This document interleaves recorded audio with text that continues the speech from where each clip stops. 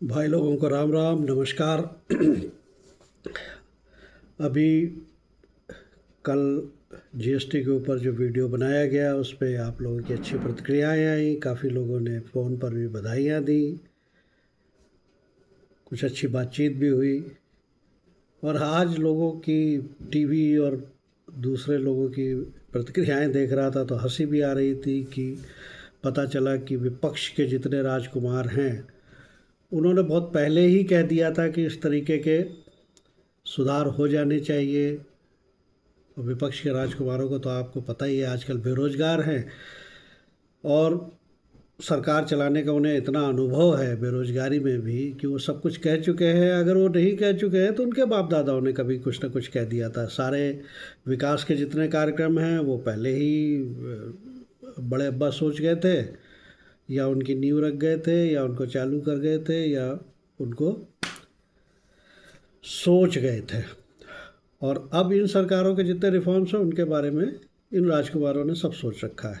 खैर, इन पे ज़्यादा समय वेस्ट नहीं करेंगे आज, क्योंकि आज दिमाग में मेरे घूम रहा है ममता बनर्जी का बंगाल विधानसभा में किया गया प्रलाप। अगर आपने ना देखा हो तो अवश्य देखिए, देखने योग्य है, दर्शनीय है। और वो और उनकी बॉडी लैंग्वेज का जब आप अध्ययन करेंगे तो आप पाएंगे कि जितना ये पदयात्रा हुई है ना बिहार में वोट चोरी की, वो उनके कितना गले तक आ गई है। उनकी भी समझ में आ रहा है कि वोट चोरी कितनी हुई है बिहार में और बंगाल में कितनी बड़ी चोरी होने जा रही है। ये जो SIR नाम का जो फंदा है ना, वो बिहार वालों को तो शायद त्रस्त कम करेगा। कम इसलिए करेगा क्योंकि वो सत्ता में नहीं थे, अभी भी सत्ता में नहीं है।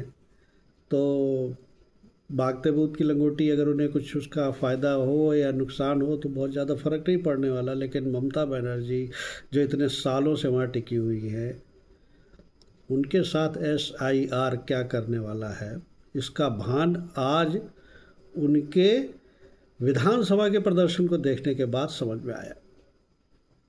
पिछली बार भी जब विधानसभा और लोकसभा के चुनाव हुए थे तब मेरी जो लोगों से वहाँ पर बातचीत हो रही थी, और लोगों ने जो कहा था वो लोग काफ़ी आश्वस्त थे कि जो हिंदुत्ववादी ताकतें हैं वो वहाँ पर जीतने जा रही। फिर जब वो उनको अपेक्षित सफलता नहीं मिली तो मैंने फिर उन लोगों से बातचीत की तो उन्होंने बताया कि 3 बड़े मुद्दे हैं।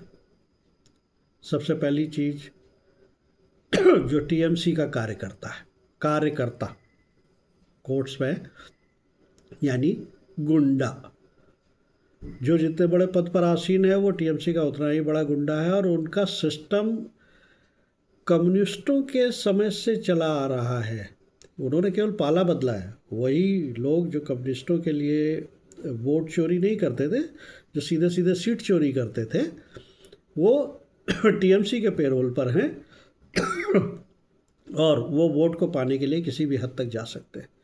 सामान्य आदमी, किसी भी श्रेणी, किसी भी जाति धर्म का हो, अंततः यह सोचता है कि भैया अगर एक वोट नहीं दूंगा तो कम से कम मेरी जान तो बची रहेगी, नंबर 1। और नंबर 2, ये कुछ न कुछ तो, किसी भी उसकी बात कर लें आप, वोट बैंक की, उसमें कुछ न कुछ तो सेंधमारी हमेशा होती रहती है। और हिंदुओं की वोट बैंक जैसी कोई चीज़ होती नहीं। हिंदुओं के वोट्स के लिए तो हर कोई आश्वस्त होता है कि उन्हें मिलेगा ही मिलेगा। तो ममता बनर्जी को भी उसका एक बड़ा हिस्सा मिलता है।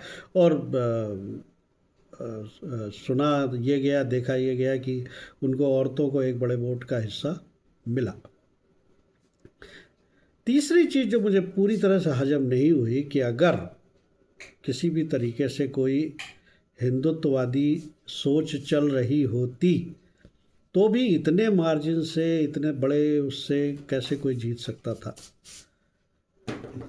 तब मेरी समझ में एक चीज़ आ रही है, जो अब पहली बार एक SIR जब हुआ है बिहार में, तब ये बात अब क्लियर हो रही है कि वहाँ पर जो भी एक विशेष संप्रदाय का नंबर बताया जाता है।